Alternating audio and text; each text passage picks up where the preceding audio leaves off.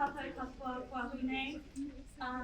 E te tai whakarunga, e te tai whakararo, tēnei a tai aroha.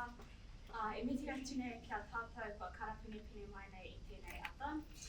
Ko te reo rāhiri tēnei o Irirangi Te Motu o te māngai pāho. E rere atu nei, kia tuia ngā tahitia ai tātou ki tēnei kaupapa nui whakahirahira. Ngā keihia ngā mene ngā tamariki. Me mihi ka tika ki a Varian, a mātou kairanga hau, Rachel, koutou koto tira, a ngā whānau me ngā tamariki I whai wahi mai ki tēnei kaupapa. O tira kia tātou e pai nei. E mihi ana kia koutou, I tā koutou whakawātia mai I a koutou anō, kia tai a tinana mai ki tēnei kaupapa e tira nei, tainua kia koutou, kua whai wahi mai e mātakitaki I nei kōrero I o koutou ake nā wā nei a te mihi.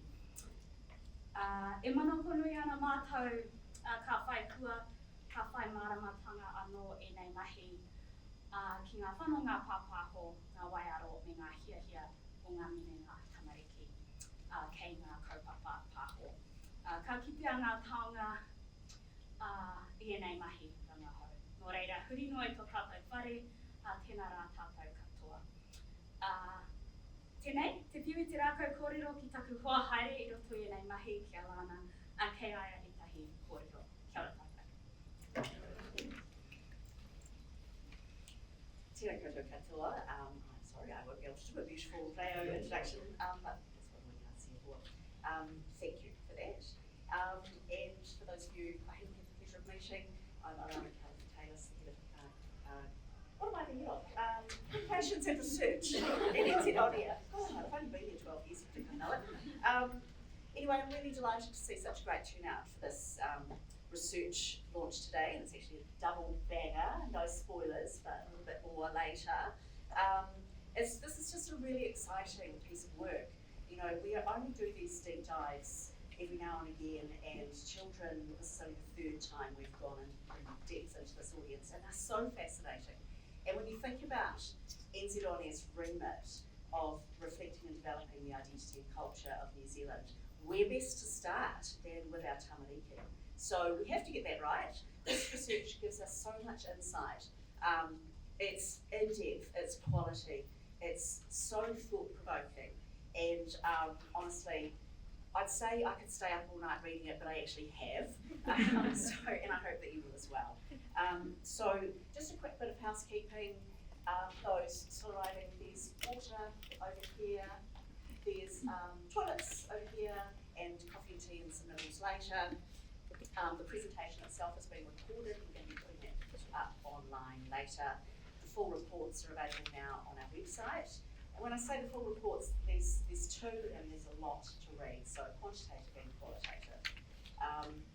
And that's about all from me. After our presentation of the research results, Cam's going to say a few words and then introduce Active Funding Amy Mills to reveal the second part of today's big launch. So I'm going to hand over now to Rachel Peka, who is the head of Mahinga Māramatanga Ahurē, the Cultural and Science practice at Varian. And I also just want to acknowledge the rest of the team, Celine Yopnik, who's not here, Tiali Dawn-Parks, and Korina Matika, who is here. Thank you so much. It's been a pleasure working with you all on this. Okay. Kia ora, Lana. Kia ora, Rita. Ngā mihi nui ki a Cam, o Alana, no Irirangi Te Motu, me Roiha, ro ko Jess, no te māngai pāho, tēnā koutou katoa. Ngā mihi nui kia koutou I tēnei rā. Welcome everyone, it's a real pleasure to be here today and part of this kaupapa alongside NZONIA and Te Māngai Pāho. And great to see you all here. So without further ado, let's get into it. As Alana mentioned, this is actually the third wave of children's media research that we've done, 2014 being the first and then 2020. Where possible, we make comparisons to that data, but really so much has moved on in the world of digital and the world of media consumption. So a lot of the questions we've had to change and tailor to be relevant. So where we can compare, especially to 2020, but mostly a lot of this data is new and hopefully very interesting. Before we get into it, I just want to tautoko what Alana was saying about the qualitative piece of research. Better. About the qualitative piece of research. That was a big piece of research that helped inform the questions, the survey design for the quant research. It provides incredibly rich depth and understanding into the consumer journeys and the discoverability and behaviours of our tamariki, those aged 2 to 14 years old, and also of the caregivers and parents, and really pulls apart those tensions that exist, the concerns that exist, and how within whānau behaviours around media consumption for our young ones are monitored and managed. We don't have time today to go through the qualitative report, but I strongly suggest that you go and go to the websites and download it, because it's full of really great information.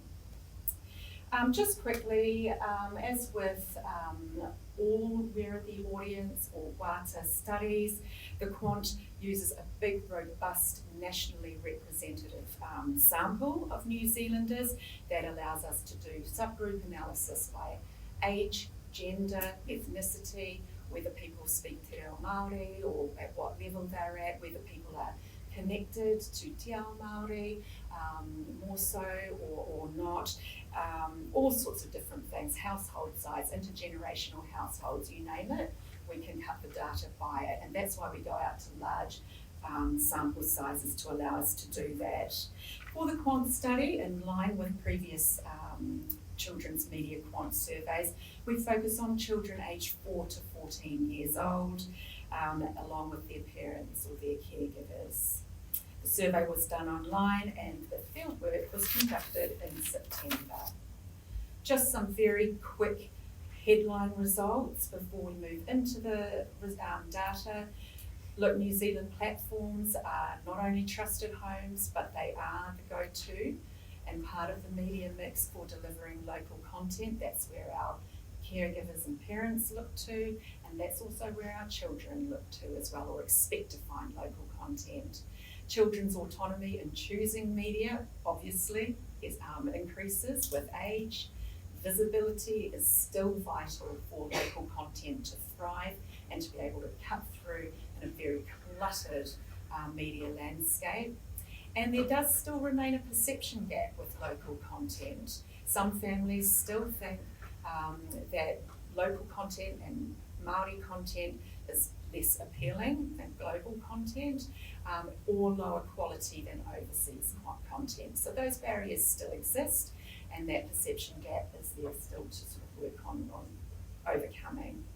And cultural connection matters.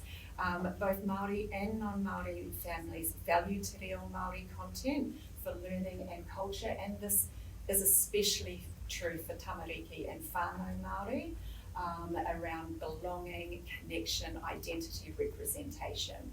So we'll have a look at some of these in detail. So let's start off with, where are the children going? What are they up to in terms of media consumption? This chart shows how children engage with media on a daily basis. The most common activities are watching programs or shows and using YouTube, with around 7 and 10 kids doing that daily.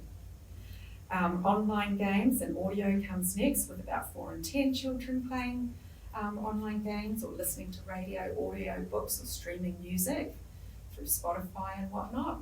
And then 1 and 4 are using social media. Now we will see that that increases significantly the older the child. Just pulling apart some of those big netted codes that we showed you for programs or shows. We've just pulled out the individual aspects that went into that, the type of media, and you can see that watching TV on an overseas service, so Netflix, Disney Plus, so on and so forth, that's the most popular daily activity, along with YouTube, and it's YouTube specifically. over YouTube Kids. And we'll pull that apart and look at the age differences there as well. There's some interesting findings there. But local, live or on demand, our BVOD TV definitely has a role as well, with 37, so just under 4 in 10 children watching daily. I just want to pull apart the audio measure as well. So here, that's listening to music online. So that's your Spotify, your Apple Music, and so on and so forth. And what you can see there, we do have some differences versus 2020.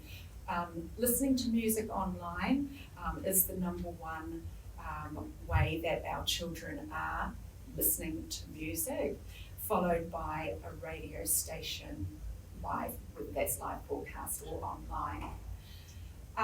The thing to note here is that since 2020 there has been a decline in those sort of some of those more traditional forms of audio, so radio, obviously CDs, that's not surprising. Listening to a podcast or audio book, that's down slightly, and listening to an overseas radio station or online. But the key takeout here is all about streaming music on live for our kids. The next slide that we're going to look at just looks at daily reach. So the number or the proportion of children that each type of media is reaching, and up the vertical axis is time spent, so that's minutes, ranging from 0 up to 100 minutes. So yeah, you can sort of see there we've put a dotted centre line, that sits at the hour mark. So a few ways to look at this chart, and do go on and look at it in the report. Every time you look at it, you see something different. But the key things that I just want to point out for this one, you can see the big reach of YouTube, lots of children using YouTube, and you can see that they're spending just over an hour on average, the ones that are using it. Online games doesn't have as much reach, but look at the time that children are spending on it. That's the one that the kids are spending most time on if they are playing online games. And then just everything below the line, it's shorter amount of time being spent on them. But you can see the role there of live free-to-air TV and the BVOD. They complement each other, they are being used together, and they still have a really important role to play in the media mix of children. And then, yeah, you can see some of the smaller ones that have lower time spent and lower usage, such as overseas radio. But that's quite an interesting slide just to look at the interplay between time versus reach. You can see the power of YouTube here. Right, moving through it, watching shows on traditional linear or streaming platforms. So let's have a look at this. This is looking at the reach of streaming services, so Netflix, Disney Plus, Amazon Prime, and Neon, first up in the orange there. And the key thing to see there is that it's Netflix, that's the number one streaming service that children are watching, although that has decreased significantly versus 2020, and you can see the inroads that some of these other platforms or services are making. YouTube, we know that over total reaches 7 in 10, and you can see the difference there. It's really driven by YouTube, more so than YouTube Kids, but YouTube Kids absolutely has a role for our younger children, which we will look at a little later. Let's have a look, similar analysis, but looking at the live free-to-air channels and BVOD.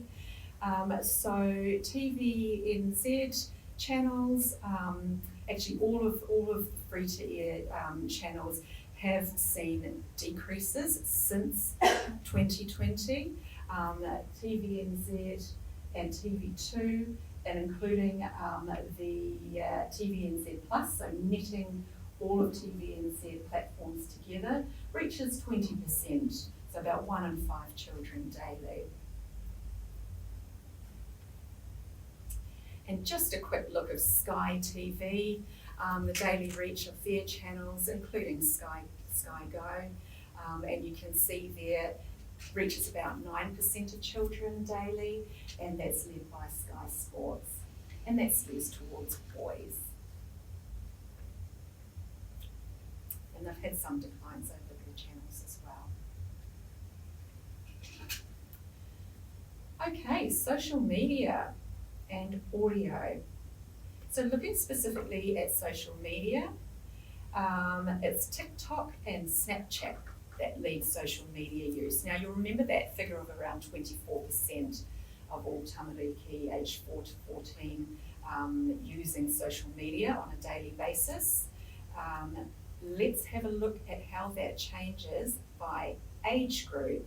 So here you can see we've got 5 to 8 year olds users of social media, 9 to 11 year olds, and then 12 to 14 year olds. So for those 4 main forms of social media, you can see the sharp and significant increase in usage as kids hit those tween stages, 12 to 14. And the same as for these less popular social media platforms as well. WhatsApp's a big increase for the 12 to 14 year olds, see how quickly it moves on. And 9 to 11 year olds sort of jump up, they're using Messenger Kids more so.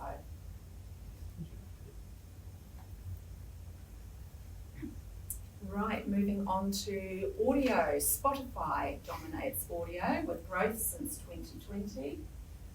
And kids really are turning to Spotify and streaming music services for music rather than to YouTube for music.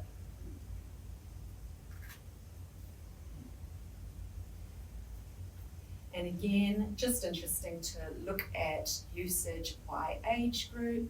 And again, it's our 12 to 14 year olds. But you can see the lift starts really from 9 to 11, as we see with a lot of this data, and then it really moves up, progresses there from 12 to 14 years old.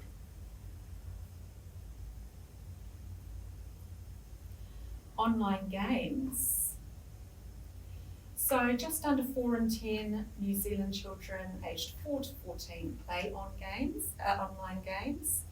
And that also increases from the age of 9 onwards. You can see there the first set of data there. It also skews more towards boys, and Māori tamariki are also more likely than average to play online games.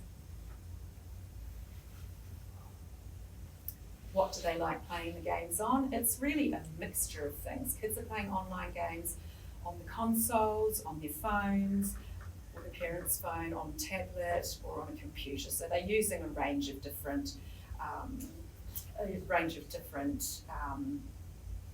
devices to access and play games on. But consoles seem to lead. And what types of games do they like playing? Multiplayer games, so that's where everyone gets involved. It's like Roblox and Fortnite. They are by far the #1 game that our children like playing, followed by world building, so that's like Minecraft, and so on and so forth. And then creative games, fighting and shooting, adventure games, and then it goes down further down to educational role playing, sports and racing and education. Some really interesting gender differences here. I'm not going to talk about them today because we don't have time, but they are in the full report. Boys and girls both like playing multiplayer games to similar levels. Where they start differing is boys are much more likely to prefer fighting games, racing and sporting games than girls. And girls are sort of happy playing, as well as the multiplayer. They do like playing world building, but they also like the sort of the creative games and the role-playing games as well. I just want to cut some of these game types by age group again. This is quite a busy slide, lots of lines on it. Each line represents the different type of game that children like playing. And again, we've cut it by 5 to 8 year olds up to 12 to 14 year olds. A couple of the key takeouts here are that the multiplayer games well, first of all, look at 5 to 8 year olds. They are still playing a good range of games. That's the first thing to notice. But you can see some of the types of games really start lifting from 9 up, and that's particularly the multiplayer games. And that purple line there, which is the fighting and the shooting games, that really lifts significantly from after 11 years old. You can see that goes up a lot. What drops down is probably the other interesting takeout from this slide, and it's the education games, which is the black line. So they're quite popular amongst our young ones, and that's caregivers and parents having a role there. And then they drop off from 9 onwards, pretty much. And the third interesting takeout is some of these games remain consistent across the age groups. And that includes the creative games. You can see that's quite flat. They don't really peak or drop off. They stay quite consistent. And it's that adventure games as well. So a few takeouts there, really interesting, and I do encourage you to spend some time looking at that and at the gender differences as well. So let's move on to what's influencing children's content choices. Now, the qualitative research and report has a lot of rich, in-depth data that really pulls this apart, and that helped inform what we put into the survey. But again, please do look at the qualitative report to really add some depth and nuance to these numbers. First of all, we know that media consumption is occasion driven. What are they up to when they're consuming and engaging media? And we've just ranked the key occasions from highest down to lowest. And the biggest one up there is they're using it after school for a wind down. So when you sort of look at this data and pull it apart a little bit more by age group, we do see that older children, and especially the 12 to 14-year-olds, they're engaging with media for more personal reasons. So that's relaxing after school, playing independently before bed, and while travelling on the bus or in the car to and from school. Whereas younger children are more likely to use media in contexts where parents and caregivers are setting the terms. So it's when the caregivers are busy, it's for family time, or it's used as a reward sort of, or a treat for great behaviour. And then the next one is just looking at the emotions or the feelings, how our children feel when they're consuming or media or engaging with media. And overwhelmingly, it makes our kids feel happy. 6 in 10 say that they feel happy, or it makes them laugh, and that's how they want to feel, followed by it helps me relax. And that independence thing, I like just watching by myself, and I like watching what me and my friends talk about. So you can see a lot's going on there in terms of what motivates and drives our children, but in terms of occasion and in terms of that emotion that they get out of it. Again, this is a big section in the report. There's a lot of data that we won't go through today. Then when it comes to discovering content, we asked children how they go about that. And it's quite interesting to see quite similar splits. So our children are using lots of different ways to discover content. Many are using just finding things themselves, and that's actively looking for things, searching for things, choosing things they like. A similar number and a big number are influenced by the people around them. So what their mates are listening to, what their whānau are listening to, what influencers and creators that they like and follow are doing and putting out there, and also sometimes what mum and dad or the caregiver suggests. And then a similar number, nearly 3 in 4 children, are relying on the app or the site. That's the algorithms and that's the technology. It's what's being served in front of them. So the key takeout from here is kids are accessing and searching content in many different ways. Some of it's independent, a lot of it's socially driven, but those algorithms and technology have a real role to play as well. So let's get into YouTube in detail. We put into the questionnaire quite a few questions around YouTube because we know it's such a significant media and touch point for our children to access and engage with content. So just here on your right, just a reminder, YouTube is reaching 7 out of 10 children on a daily basis, and we've just cut YouTube Kids by YouTube so you can see the difference by age group and how that changes. So YouTube and YouTube Kids both accessed by our younger children, but you can see quite rapidly the change as kids hit 9 years old and above. It all sort of turns over to YouTube and drops away from YouTube Kids. So YouTube across its 2 platforms is doing very well to reach the eyes, ears and attention of our children.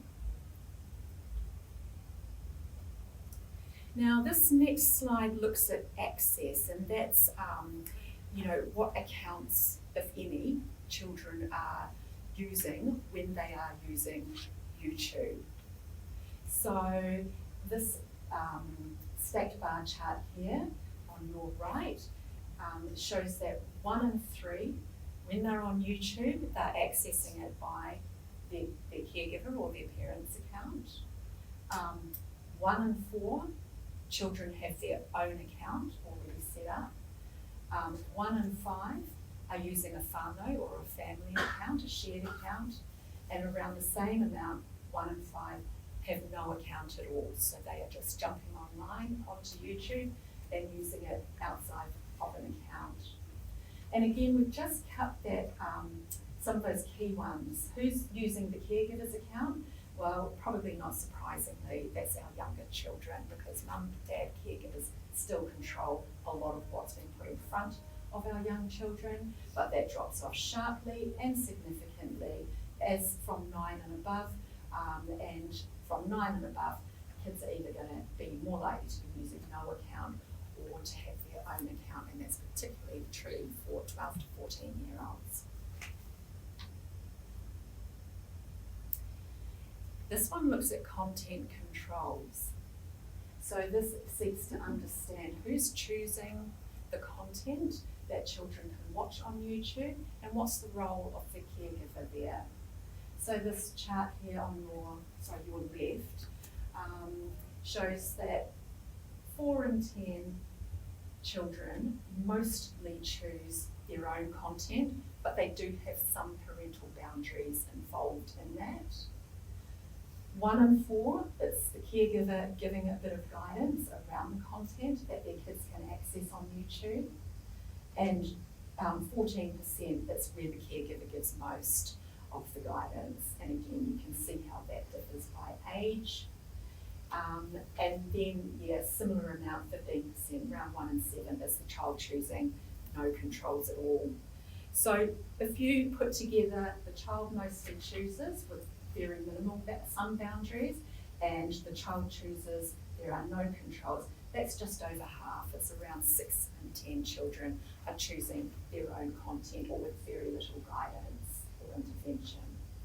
And again, looking at the age, you can see how that rapidly changes by age group, and you can see that caregiver control dropping off rapidly, that teal line from the age of 9. It's amazing how quickly that happens, quite young. And then how that independent choice of content, the orange line, peaks right up at 9 and above. And probably not surprising to see that 12 to 14-year-olds are much more likely to be choosing their own content with no control at all, caregiver control. All right, so this is looking, and we ask caregivers around the controls that they use within YouTube, whether that be just my kids can only watch YouTube Kids, so that's a control in itself. I sit there and I choose the content for them, or I sit next to them and watch the content that they're watching, or I use the the safety controls within YouTube, or I use some sort of technology, or I rely on some sort of technology to control that. So overall, if you net everything together, just under 7 in 10 caregivers are using safety tools or text settings to manage the content for their children. But what we can see is that that drops off quite significantly as the children get older. And for our young ones, lots of caregiver control, but for 12 to 14s, they're more likely to be using YouTube without a lot of control or supervision.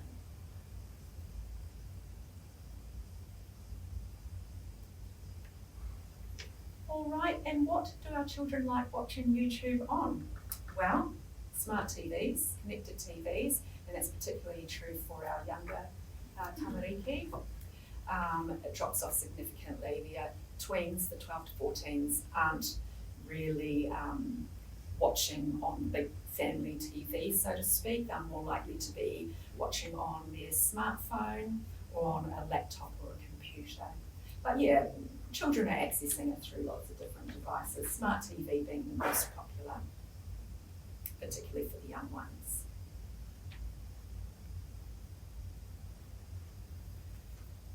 All right, so how within YouTube do children find content?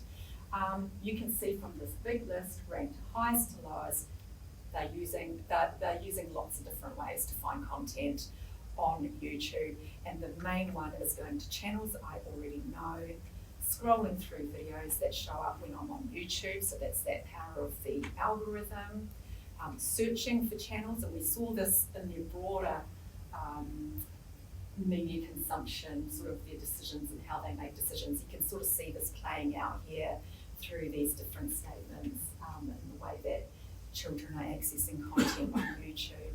But younger children tend to scroll and click, while older children are more likely to be following influencers and are more likely to rely on recommendations and algorithms. But there's a lot going on, lots of different ways to access content. All right, and we're doing really well for time. This is our last section, my last section, and this is focusing on engaging with New Zealand and Te Reo Māori content. So how many kids are engaging with our local content? Half. And that remains reasonably steady, although it does drop off as the kids get a little bit older, from 12 to 14. But New Zealand and Reo Māori content still plays a role in our children's lives and their media consumption. And how regularly are they watching New Zealand content and Te Reo Māori content? And I guess it's that top orange box there that we're really looking at. That's the regular engagement with it, so at least once a week. And also that paler orange box, which is occasionally, so at least a few times a month, once, twice a month. So children that are watching our local content are watching it reasonably regularly. Just a note there, that has dropped down for New Zealand content compared to 2020.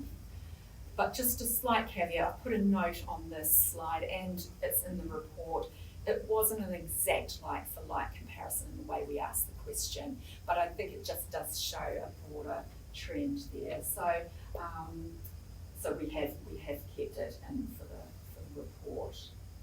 But overall, yeah, those that are watching New Zealand and Te Reo Māori content are doing it reasonably regularly. We then asked caregivers where they would expect to find local and Te Reo Māori content, and these are the top 5 locations or platforms that they mentioned. Whakaata Māori and TVNZ1 being first, TVNZ Plus, and then TVNZ2 and Māori Plus. So a combination there of our local channels and BVOD. We asked the same question for our children and asked them where they would expect to find local and Te Reo Māori content. And we've just netted things up a little bit. So YouTube, no surprise there, they go to everything for YouTube, but also BVOD as well, so our local on demand. It plays a really big role. That's where they expect to find it, as well as free-to-air, our free-to-air channels. Social media and radio broadcast as well as in there to a lesser degree. For the BVOD and New Zealand free-to-air providers, just want to point out is Māori Plus, followed by TVNZ Plus, that really lead the key sort of platforms with Whakaata Māori's free-to-air channel close behind as well. So similar to the parents, but we've got YouTube there as well. And are kids heading to YouTube or YouTube Kids? It depends. The younger ones, the caregivers are significantly more likely to head to YouTube Kids, but the older ones are heading to YouTube for New Zealand and Te Reo Māori content. Okay, focusing now on New Zealand content, and we'll look at Te Reo Māori content after this. What are the benefits of consuming New Zealand content? And these are ranked from highest to lowest, starting with relatable stories or characters. We recognise ourselves in the characters. My children can see themselves, their communities in the characters and in the stories. And the humour and style as well are some of the key benefits, but also educational and supporting learning. So the benefits of local content are, as we've said, rich and diverse. And it is around connecting to what it is to feel and be a New Zealander and seeing yourself in that content. And that's around identity of being a New Zealander. And it does have educational benefits. And also you can see here caregivers really think that it's really safe and trusted source of content. They don't have to have their radar on so much when it's local content for their children. So in the same respect, what are the barriers to watching more New Zealand content? The biggest barriers are two. Simply just not being aware of everything that's available, or perceiving that it's just not very easy to find, or I don't know where to find it. So we've just netted all of those codes up into one. So it's around that discoverability and awareness being a big barrier there. And also that second one doesn't appeal to them as much as overseas content. It's the full statement there. So the perception there and that sort of tension between local content and overseas content, which we know is very real. And just a note here, it's just worth pointing out that those that don't watch New Zealand content or don't watch much New Zealand content, for them it's just around a lack of awareness, thinking it's hard to find and thinking that it just won't appeal versus overseas content for enjoyment and entertainment needs. So let's have a look at Te Reo Māori content, starting off with the benefits. So the benefits are, again, rich and diverse for Te Reo Māori content. Starting off with that top code there that helps all of New Zealand children learn about and respect Māori culture. So it's got a really important role there in terms of that cultural understanding and connection with all children. And then that second one there, that it's an important part of New Zealand culture. So I think it's good to sort of see Te Reo Māori content in the media mix. It's important because it's part of who we are as a nation, as a culture. And then if you look down, it's a lot of other benefits around. So it ticks not only entertainment and educational boxes, but that sort of cultural connection, that identity, and our New Zealand values as well. Same chart, but we've added in the data cut by Māori, which you can see down the right. The number one takeout for whānau Māori is around helping the Te Reo Māori content helps build or maintain connection to Te Ao Māori, so to the Māori world, helps our children stay connected. That's the number one benefit for Māori. Another couple of significant differences is that family whānau watching, second from the bottom, and also that feeling proud of who they are, that cultural identity representation. So those are the key things that I really just want to point out here. There are barriers, and most of those are similar to the New Zealand content around discoverability, just not being aware of everything that's available, thinking it's hard to find or just not sure where to find it. And then the perception that there is a limited availability on the platforms that our children use. And interestingly, that's actually significantly higher among whānau Māori, at 35%. The only other significant difference from all tamariki to Māori is that one doesn't meet cultural identity benefits. For Māori, no one's going to agree with that, which makes sense. And similar cut of the data for people that don't really watch Te Reo Māori content at all or not very regularly. The biggest barriers are around language, which I don't speak Te Reo Māori, I don't understand it, neither does my child, just not aware of it and not appealing as global content. And I think this is our last slide for today, and I really want to end on this. This is where we ask children what benefits they get out of watching Te Reo Māori content, and we've cut the data by all tamariki, that's the dark grey, and then by tamariki Māori, which is the lighter grey. So many benefits from a child's perspective, and they range from learning something new, hearing it at school, sort of the kura, the school-based influence there. It's fun and interesting, and then learning about Māori language. It's something all kids should know and be aware of, so on and so forth. For tamariki Māori, it's they're sort of higher, more people endorsing on most of them, but look at that, it's fun and interesting. So our Māori children really find the Te Reo Māori content, the number one benefit there is that they really engage and lean into it, and it is seen to be fun and interesting. Stronger and helps me feel more connected to my culture, the stories and the language. Stronger and it's part of being a New Zealander, something we should all know and enjoy. And then stronger in some of these ones at the end, which is around familiarity, hearing familiar words and voices and stories, and that pride and who I am and where I come from. And it shows people in places like me. So for tamariki Māori, they can see themselves, their whānau, their communities reflected in the Te Reo Māori content. So the power of local content and Te Reo Māori content is very real. It's very much appreciated by caregivers.